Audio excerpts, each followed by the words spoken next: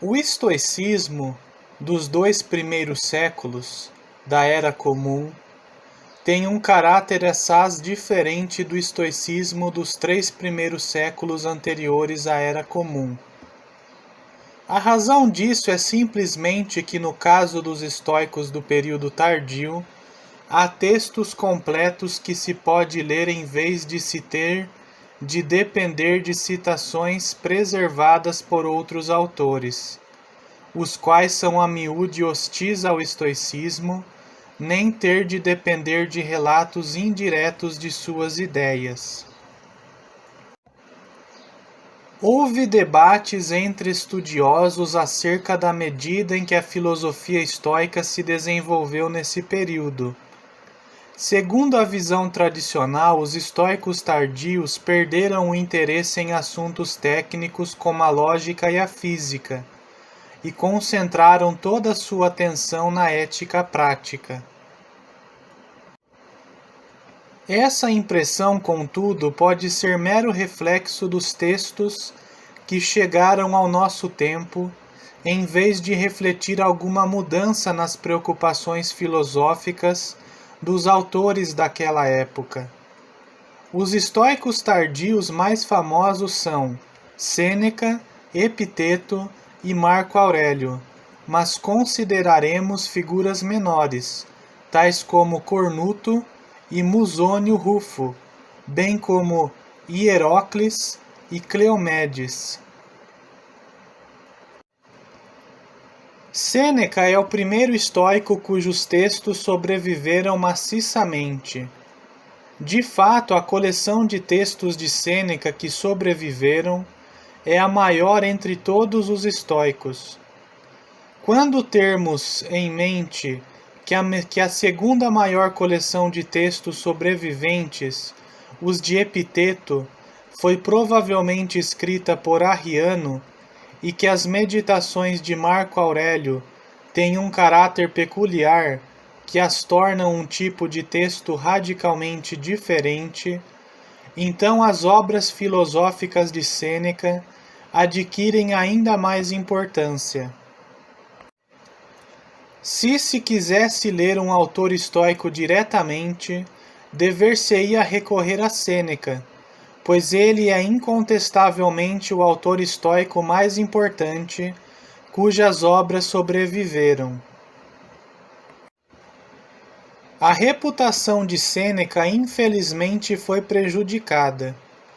Por um lado, ele foi acusado ao longo da história de hipocrisia, acusação esta que resultou da aparente incongruência entre os seus preceitos morais elevados e alguns pormenores de sua vida, inclusive o seu papel como tutor do imperador tirânico Nero.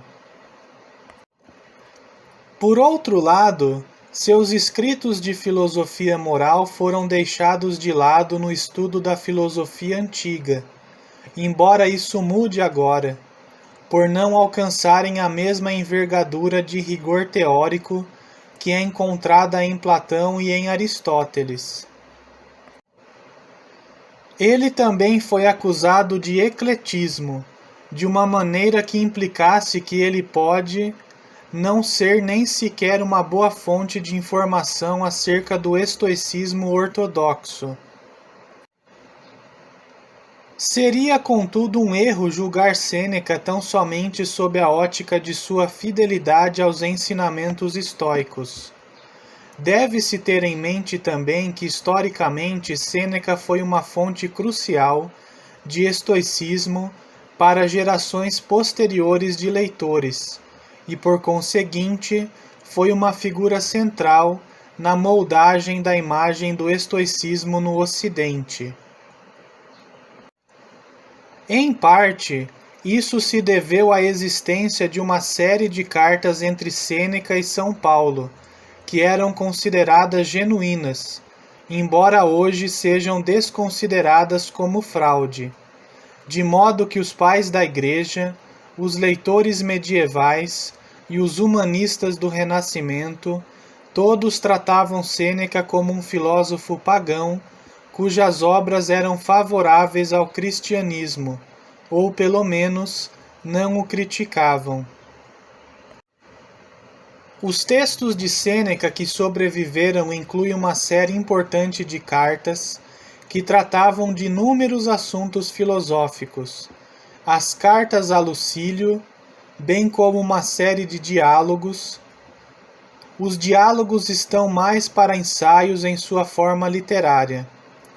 Os nomes dos diálogos são Providência Divina, Constância do Sábio, Ira, Consolação a Márcia, Vida Feliz, Ócio, Tranquilidade da Alma, Brevidade da Vida, Consolação a Políbio e Consolação a minha mãe Élvia.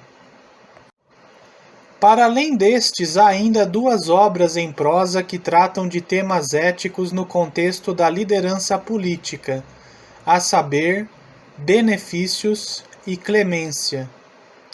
Sobreviveu também um estudo de questões da física e da meteorologia, o Questões Naturais.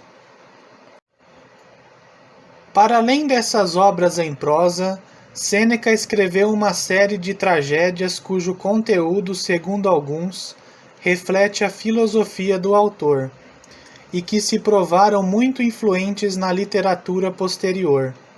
Ele compôs ademais uma sátira da deificação do imperador Cláudio, intitulada A Bobrificação do Divo Cláudio.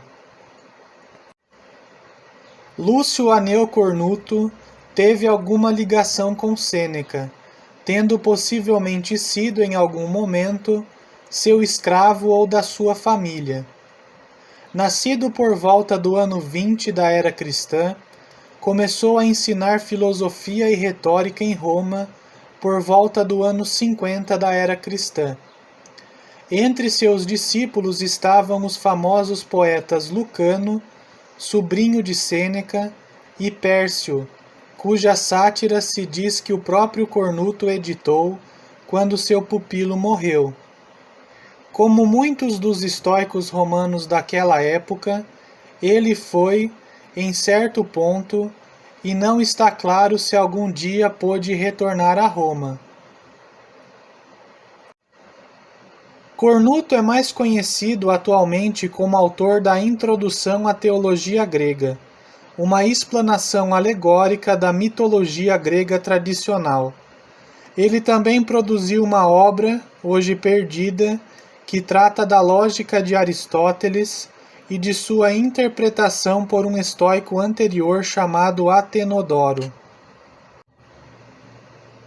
Musônio Rufo era etrusco e provavelmente nasceu pouco antes do ano 30 da era cristã. Como membro da ordem equestre, tinha elevada posição social, e sua vida como professor de filosofia estoica, durante um período político volátil, foi marcada por banimentos e exílios em várias ocasiões. Nero o exilou para a Síria por 2 anos e depois de seu retorno, foi posteriormente banido para uma ilha isolada. Quando Vespasiano baniu os filósofos de Roma em 71 da era cristã, Musônio não foi forçado a sair, mas foi exilado pelo mesmo imperador em data posterior por razão desconhecida. Quando estava em Roma, ensinava filosofia, e foi ali que Epiteto deve ter assistido às suas aulas. Embora não tenhamos uma data precisa para sua morte, pensa-se que ele tenha falecido antes do ano 100 da era cristã. Materiais que tratem de sua vida encontram-se nas obras de Tácito e Filóstrato. As provas bibliográficas relativas a Musônio dividem-se em 2 grupos. Primeiro, uma série de aulas preservadas por Estobeu, que provavelmente são anotações feitas com base em aulas dadas por um de seus alunos, chamado Lúcio. Em segundo lugar, uma coleção de breves anedotas e ditos recolhidos das obras de Estobeu, Epiteto, Aulo Gélio e outros. Parece que todos esses testemunhos derivam do ensino oral de Musônio, em vez de quaisquer obras formais escritas que ele tenha escolhido publicar. Como Sócrates antes dele e Epiteto depois, parece que Musônio decidiu não escrever. Embora haja alguns tópicos filosóficos interessantes desenvolvidos nos textos relativamente curtos que sobrevivem, incluindo uma discussão importante da igualdade de gênero, a real significância de Musônio reside em seu papel como professor. Seu discípulo mais famoso é Epiteto, e sem mais informações acerca de Musônio, é difícil precisar em que medida a influência das ideias e métodos de Musônio moldou a filosofia de Epiteto. Além de Epiteto, os discípulos de Musônio incluíam o orador Dião Crisóstomo e o estoico Eufrates de Tiro. Sua reputação era considerável na antiguidade, e estudiosos modernos o denominaram o Sócrates romano. Sua condição como um sábio estoico, embora talvez não no sentido técnico, combinada sua influência como professor de Epiteto, Eufrates, Dião e outros, levou alguns a sugerir que sua importância foi tão grande que ele deveria ser tratado como o terceiro fundador do estoicismo, depois de Zenão e de Crisipo. Os conteúdos dos escassos restos bibliográficos que sobrevivem podem levar alguns a duvidar de tal afirmação grandiosa, mas não obstante é claro que Musônio gozava de alta reputação na antiguidade por sua sabedoria. Por meio de sua influência em Epiteto e a influência deste último em Marco Aurélio, Musônio efetivamente está no início de uma nova dinastia estoica que moldou a tradição estoica nos primeiros 2 séculos da era cristã. O mais importante filósofo estoico a surgir após Musônio é sem dúvida Epiteto. Nascido por volta do ano 50 da era cristã, na Ásia Menor, começou a vida como escravo e entrou ao serviço de um romano de alta patente, Epafrodito, secretário dos imperadores Nero e Domiciano. É provável que Epiteto tenha estado no centro de Roma e tenha tido alguma experiência da corte imperial. Enquanto escravo em Roma, foi-lhe permitido assistir às aulas de Musônio Rufo, e mais tarde conseguiu a liberdade. Parece razoável supor que Epiteto tenha começado sua própria carreira de ensino em Roma, talvez como protegido de Musônio. No entanto, não permaneceu em Roma por muito tempo. Em 95 da era cristã, Domiciano baniu todos os filósofos da Itália, uma perseguição dentre tantas outras, em um reinado mais amplo de perseguição de seus críticos. Como Musônio antes dele, Epiteto foi forçado a fugir. Mudou-se para Nicópolis, na costa ocidental da Grécia, e foi ali que estabeleceu a escola em que presumidamente proferiu as aulas que chegaram até nós. Morreu por volta do ano 130 da era cristã. Parece que muitas figuras importantes, incluindo o imperador Adriano, o visitaram em Nicópolis, provavelmente devido à sua crescente reputação. Existe um diálogo entre Epiteto e Adriano, que infelizmente é sem dúvida espúrio. Chegaram até nós 2 textos associados a Epiteto, as Diatribes e o Inquiridium. Uma coisa que se destaca imediatamente nessas obras é a admiração de Epiteto por Sócrates, o modelo filosófico supremo. E como Sócrates, tanto quanto sabemos, Epiteto não escreveu nada para publicação mais ampla. Assim, os textos que temos não são de autoria de Epiteto, embora haja algum desacordo acadêmico, mas geralmente são considerados relatos das aulas de Epiteto, feitos por um de seus alunos. O aluno em questão é Arriano, também conhecido por sua história das campanhas de Alexandre o Grande. Em uma carta prefacial às Diatribes, Arriano afirma que o que escreveu é na medida de sua habilidade e de sua memória, um registro palavra por palavra do que ouviu na sala de aula de Epiteto. Por isso, ele se desculpa pelo estilo um tanto áspero.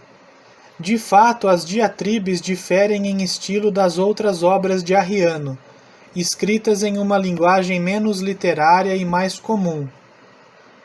Embora não tenhamos motivos para duvidar da sinceridade de Arriano quanto a esse ponto, é claro que o que ele preservou para nós é apenas um registro parcial e subjetivo tanto do que Epiteto realmente pensava, quanto do que ocorria em suas aulas.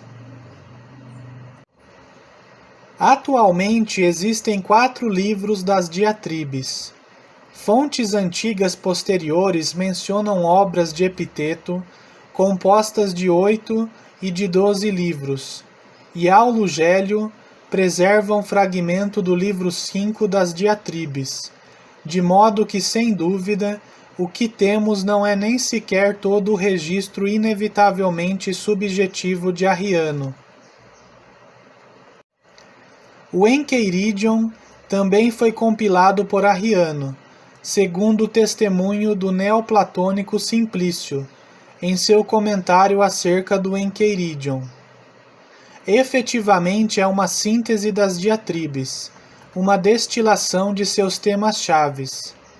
Aqui, o juízo e a seleção de Arriano são obviamente centrais na formação do caráter e do conteúdo da obra. Considere os resultados dramaticamente diferentes que poderiam ser produzidos se várias pessoas fossem convidadas a selecionar passagens-chaves da Ética Nicômaco de Aristóteles. No entanto, o resultado é um poderoso resumo da filosofia prática estoica, e o capítulo de abertura capta perfeitamente a essência da filosofia de Epiteto, tal como a conhecemos. Das coisas existentes, algumas são encargos nossos, outras não.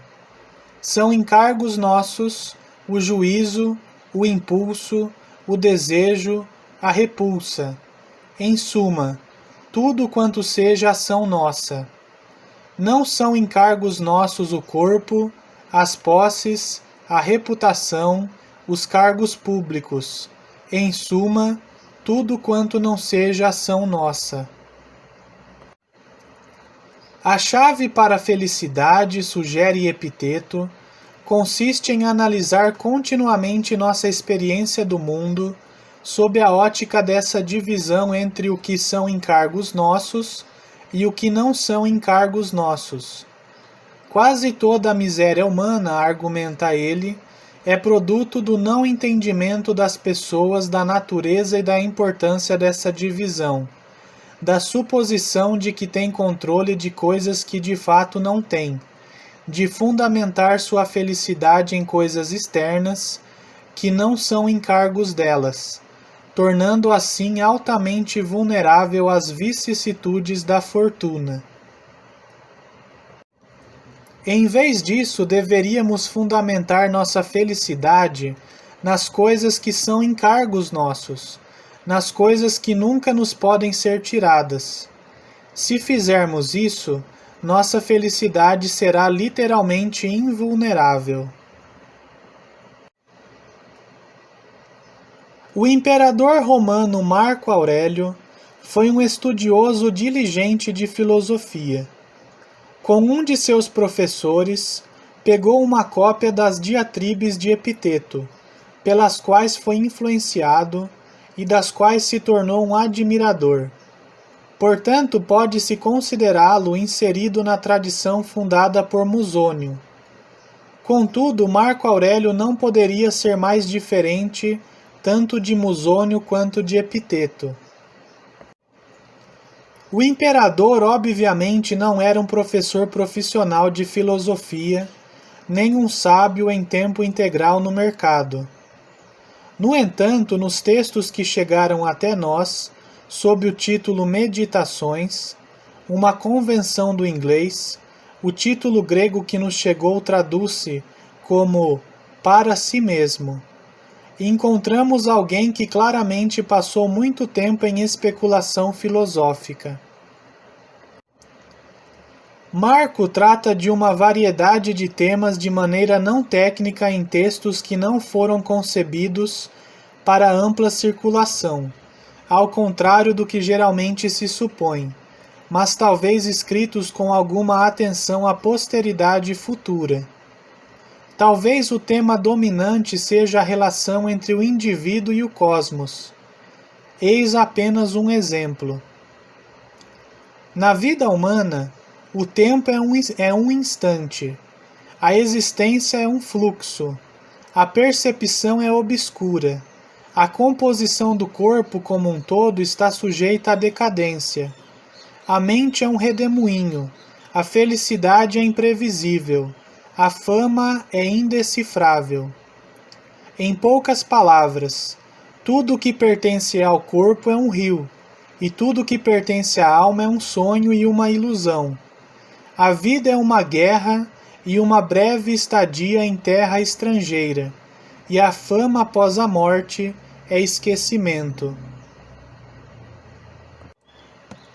Há muitos outros trechos semelhantes a este nas Meditações, e para alguns leitores, eles podem parecer excessivamente repetitivos. Mas isso, em parte, talvez reflita o papel das Meditações como um caderno filosófico no qual Marco Aurélio trabalha ideias consigo mesmo e revisita os mesmos tópicos repetidamente, a fim de se ajudar a assimilar as ideias das quais trata. As obras de Sêneca, Epiteto e Marco Aurélio estão em ampla circulação desde o Renascimento, e Sêneca era relativamente bem conhecido no Ocidente, até mesmo antes, durante a Idade Média. Pesquisas recentes também lançaram luz nos textos de dois autores estoicos menos conhecidos da época tardia, Hierócles e Cleomedes. Pouco se sabe de Hierócles. Aulo Gélio o menciona, e alguns textos atribuídos a Hierócles sobrevivem na Antologia de Estobeu. Ele viveu provavelmente no segundo século da Era Comum. Ele é importante, contudo, como autor de uma obra intitulada Elementos de Ética, descoberta em um papiro encontrado no Egito e publicada pela primeira vez em 1906. Este texto oferece um registro muito interessante e muito valioso da fundamentação da ética estoica. Também é importante por ter sido escrito na forma de um tratado, ao contrário das famosas obras morais de Sêneca ou de Epiteto, de modo que permite, assim, uma visão do que poderiam ter sido os inúmeros outros tratados estoicos perdidos. É o mais próximo que temos de um texto ou série de aulas do estoicismo convencional por um filósofo estoico sem contaminação. Sabe-se ainda menos de Cleomedes, autor de um texto estoico cosmológico intitulado Os Céus. Esse texto sobreviveu à antiguidade e foi transmitido por meio de manuscritos, mas infelizmente nenhuma outra informação acerca de Cleomedes sobrevive em nenhuma outra fonte antiga. Geralmente se pensa que ele viveu no primeiro ou no segundo século da era cristã, embora não haja provas concretas e ele pudesse ter vivido mais tarde. Seu tratado lida com astronomia e cosmologia. Seu caráter científico pode ajudar a explicar sua sobrevivência e mostra a influência de Posidônio. Junto com a obra Questões Naturais, de Sêneca, é um exemplo raro de um texto estoico existente que trata de tópicos físicos. Sua existência também contraria a suposição tradicional de que os estoicos nos primeiros séculos da era cristã estavam preocupados exclusivamente com questões éticas. Pesquisas recentes acerca de Hierócles e de Cleomedes contribuíram muito para modificar a visão tradicional do estoicismo tardio.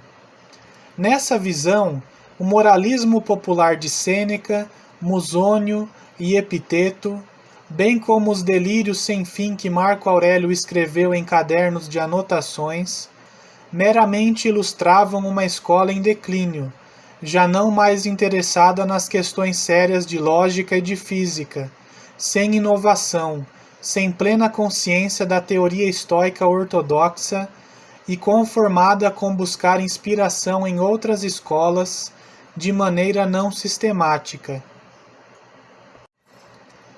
Os tratados de Hierócles e de Cleomedes nos oferecem uma visão de uma tradição escolar contínua, que prestou séria atenção à teoria ética e física estoica.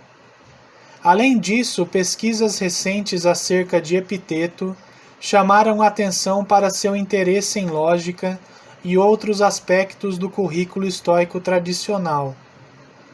Os estudiosos estão cada vez mais sensíveis à natureza parcial de nossas informações acerca de Musônio e de Epiteto, que muito provavelmente também se envolveram em discussões teóricas mais profundas em sala de aula, que abrangiam todo o currículo estoico.